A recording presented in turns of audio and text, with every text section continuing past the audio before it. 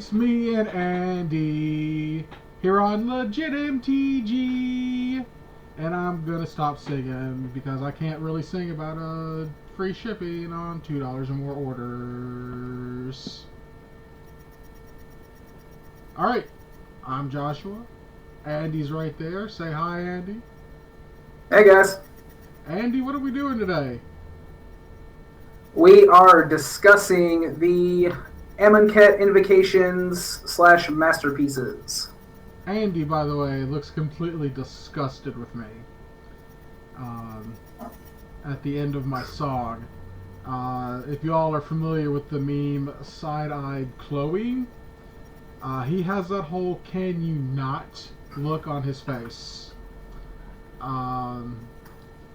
Anyways, yeah, we're going to talk about the Invocations today, and they are invoking strong emotions from some people on Twitter, from Facebook, the whole social media. People are like, what are those? Except they're not actually saying what are those really loud and then laughing at someone's footwear. They're just saying what are those and looking at the invocations. Now, from what I understand, they're supposed to be like you're looking through two columns, like you're looking at a window. And that's why the art box is a little bit smaller. You're getting like a forced perspective of, you're looking through an old building's windows. I'm not much on graphic design, as you can tell. I mean, look at our image. It's just two pictures on a logo, and we'll get to the card images later. But anyways, I like these invocations. I do too. I also liked when Pokemon made that special Egyptian Mew, the hieroglyphic Mew. I thought that was really cool. I think it's really neat when companies go outside of their comfort zones and look to do something new. They look to push an envelope, push a design, and I can get behind these invocations because I like how they look, and with enough people crapping all over them, that means they're going to be a little bit cheaper, hopefully, which means I can pick up the ones that I want even cheaper. Because while I am hoarding masterpieces and expeditions right now, because I have a child whose birthday's coming up next month, and I'd like to get him a Switch. These invocations are actually going to be cards that I play with, because, I mean, a Worship from Urza Saga is going to be expensive. Why not play with one that looks fly? You know what I'm saying? Mm-hmm. And he's just waiting for me to stop talking. Andy, why don't you go ahead and start with the list of invocations that Wizards of the Coast gave us? Let's see. They have given us Austere Command. Okay, EDH All-Star. Aven Mind Sensor. Aven Mind Sensor. That's one of the ones that I kind of find iffy, but it is a heavily played sideboard card, and it's played in Hate Bears. I'm sorry, go on. I will. Containment Priest. That's a pretty spicy one. This one I didn't expect, but I do like it. I like the flavor of it. Loyal Retainers. Loyal Retainers is a spice meatball. It is quite a wonderful card to get reprinted.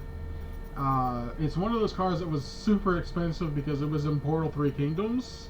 And it has a really neat effect. The whole sacrifice it, return target legendary creature card from your graveyard to the battlefield. That's pretty neat. Alright, continue. Worship.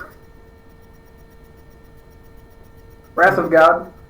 That art is remarkable. I do like it. There's someone going around on Twitter now that is redoing these invocations into a full art style. The Wrath of God is the only one that I feel like got better. Like, that art is just ridiculous. Alright, next card. Let's move on to blue. Consecrated Sphinx. Another EDH All-Star. Counterbalance. This one doesn't make me feel very good for the banning of Sensei's Dividing Top in Legacy. A lot of people have been asking for that. I don't really play Legacy unless it's for animator strategy, so I don't really care. But Counterbalance, that also has really stunning arts, sees a lot of play in Legacy, pairs well with Dividing Top, which hopefully it'll get its own masterpiece version sooner rather than later. True. I do agree with you on that. After Counterbalance, we have Counterspell. Pretty simple. Yeah. I mean, it's Counterspell. Onward. Cryptic Command. Probably one of my favorite ones from this cycle. One of the ones that I'm really super excited to get a set of. Next we have Days. Like the artwork. Days is another one that kind of surprises me, but it feels like for the blue cards with this set of invocations, they wanted to go heavy counter spells, heavy control. I mean, we've already got Counterbalance, Counterspell, Cryptic Command, Days, iconic card. Sees a lot of Legacy play, sees some Vintage play, sees some Pauper play.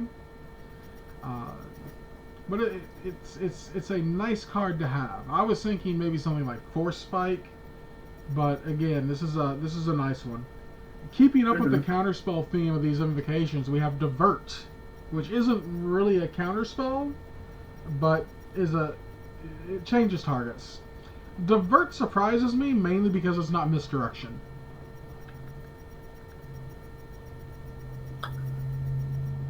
I kind of wonder why they went that way. Yeah, I do too, but I don't recall I think I cast Divert a couple of times in Odyssey Constructed, back when it was standard legal. Yeah. I may have been diverting Haunting Echoes or Traumatizes or something like that, but it doesn't really matter what I was casting it on. It's just one of those cards that you look at it and it's like, you could have been better. And again, a lot of these invocations aren't made for a player like me. They're not.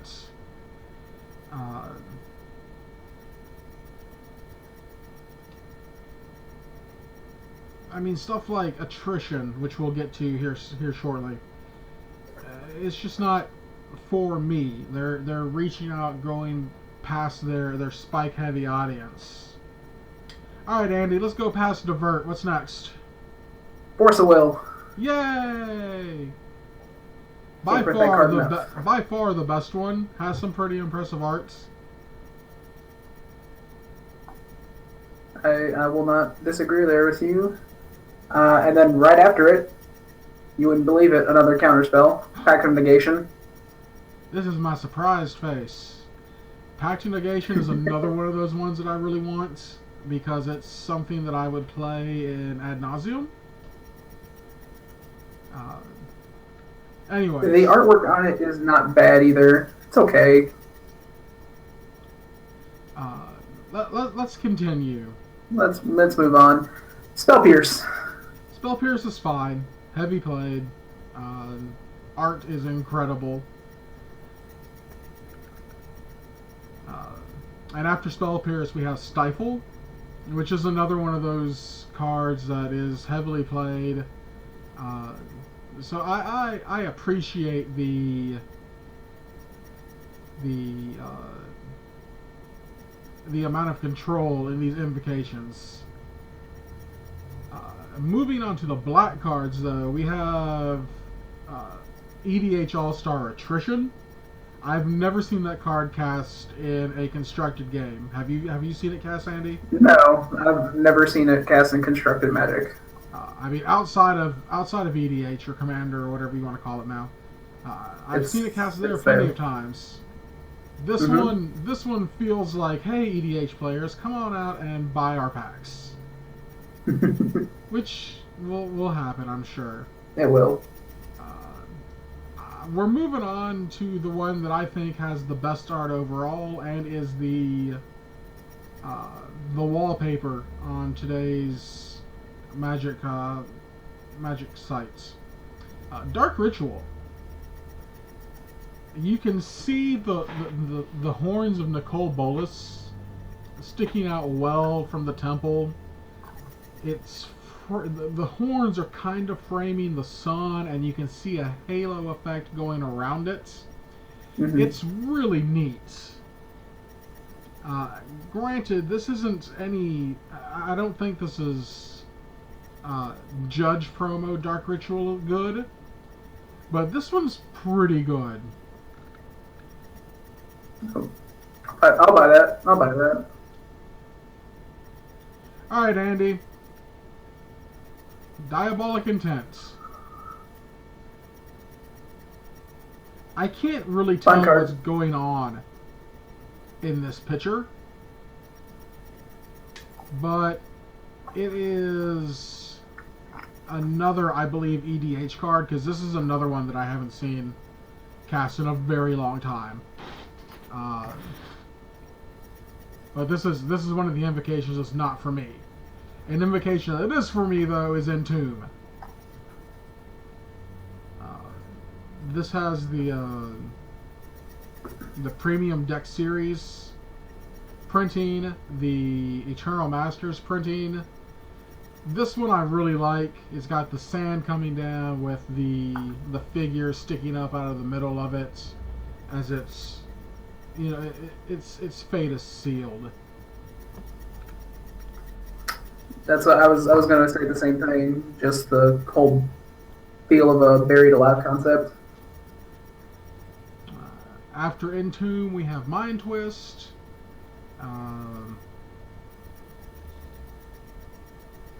Not bad. I like the art. The art reminds me a lot of stuff like gosh, the name of that shade from Tempest. I don't remember the name of it off the top of my head, but I like that art has a very similar feel to this Mind Twist art. Mm-hmm. Alright, so we move on from Mind Twist. We go to Aggravated Assault. Again, another Commander All-Star. I would have liked to have seen Sneak Attack maybe get the invocation treatment. But this is another shout out to the casual crowd. I almost feel like that could have almost been Blood Moon. Could have been. I mean, there's still a lot of options, and there's going to be another set worth of invocations. I mean, because you got to remember that there's still some invocations that haven't been spoiled, because they haven't been spoiled for the set properly. Like, they couldn't list every invocation that came out, or was going to come out, without spoiling those additional cards to go through their preview schedule. So we'll see some more. But Aggravated Assault just seems kind of weird. Yeah. Again, it's not one for me, it's one for someone else, and that's okay. Again, after we have one that's not for me, we have Chain Lightning, which, if I played Burn, would be for me. But I don't, because Burn is terrible. Maelstrom Pulse is... We skip green. Like, there's no... I mean, like, Maelstrom Pulse is green, but it's also black, blah, blah, blah, blah, blah, blah, blah. But there's no green invocation. But there's no green invocation that's been announced yet. Got my fingers crossed for Berserk. And I got my fingers crossed for Might of Oaks. Even though it makes no sense thematically. Like, there's no oak trees in the desert. No. And then we finish that up with Vindicate. I think these are neat. I really like the hieroglyphic text. I love the text in the actual text box. And the bolus horns surrounding the holograph on the bottom, I think, is a rather clever touch. Yeah. Alright, so what do you think about these invocations, Andy? I like them overall. I like the concept behind them. I like that, how you said earlier, Wizards is going outside of the box and trying something new to get a feel for how people are going to react to these cards. Not specifically the cards themselves, but the artwork on the cards. Alright, well, let's move on. We are going to list our 3 favorite invocations so far. We're going to start off with Andy's, and again, we'll take a look at how bad my own graphic designs are. Andy, what are your 3 favorites? My 3 favorites are Stifle, Entomb, and Vindicate. Those are 3 good ones. Why do you like Stifle? I like the versatility of Stifle. I just like what it can do in the format, whether it's vintage or legacy. And the artwork on the card this time around, I like it more than the other artworks that have been printed for it. I'm going to tell you, I haven't cast Stifle since Onslaught Block constructed. I was in... It's been a day. Was in the play-in round before the top 8 of a PTQ. And I was down a game, and my opponent, turn 1, we're playing the mirror match. I'm on the play. I go ahead and crack my Flooded Strand and get an island, because if you didn't crack your land and your opponent had the chance to, chances are your fetch was getting stifled. So I cracked mine before they had a chance to get their own. Got my blue mana up for Stifle. My opponent cracks their fetch lands on their turn, hoping that I don't have Stifle, and I have it. And their hand is nothing but like cycling cards. And them not getting their land kept them from getting other lands, as they weren't able to cycle through their deck. And I tied it, and we go to time. And at the time, the rules organizer said, you know what, this may have been in the actual top 8. Yeah, this was the top 8. We were in time for the 3rd game, and we obviously can't have a draw in the top 8. And we have to, it's first blood. So I fight like crap to get this match tied up, go to first blood. We're both not in super great shape. And first life total obviously wins the game. Or life total change wins the game for whoever has the most life. Mm-hmm. And my opponent leads off with a Flooded Strand. And I'm like, sweet, he can't actually do anything. I couldn't do anything either. And we sit there back and forth, like 3 or 4 turns goes by, and they finally draw Plains, and they put down the cycling 1/1 goblin, or soldier, or whatever, that had protection from goblins. And I get knocked out of the top 8 by that thing. Dan Metters won that PTQ. We were in the middle of nowhere, Tennessee. Me, Jacob Beal, and Dan Metters all drive down for this last chance PTQ, last one of the season. Metters wins it, and I swear on the way back home, me and Jacob nearly run over a guy walking in the middle of the street wearing an Allen Iverson jersey. But he's like, I don't see it. Jacob never saw the dude walking in the middle of the road, so I clearly hallucinated it. But I didn't hallucinate the deer that we hit. Because that actually happened on Joe Prather. That was a story that didn't need to be told, but got told anyways because I can do that. Entomb is a card that I've cast.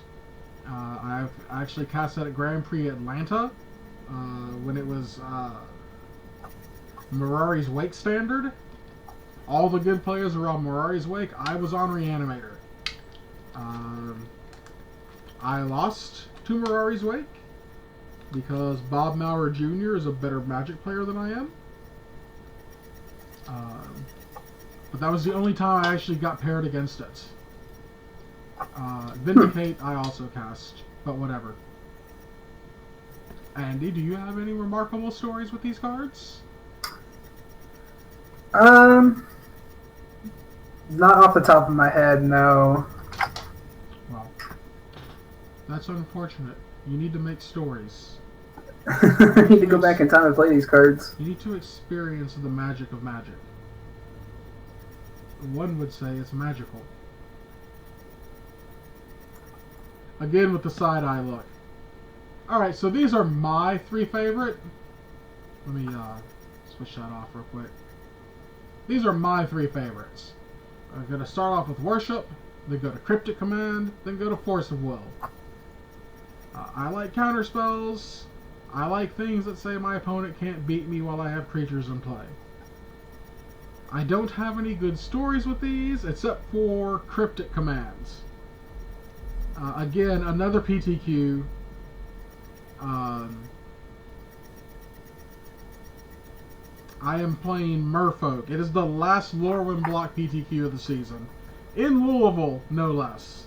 Qualifying for Pro Tour Berlin, and I am married at the time with a young Cassius.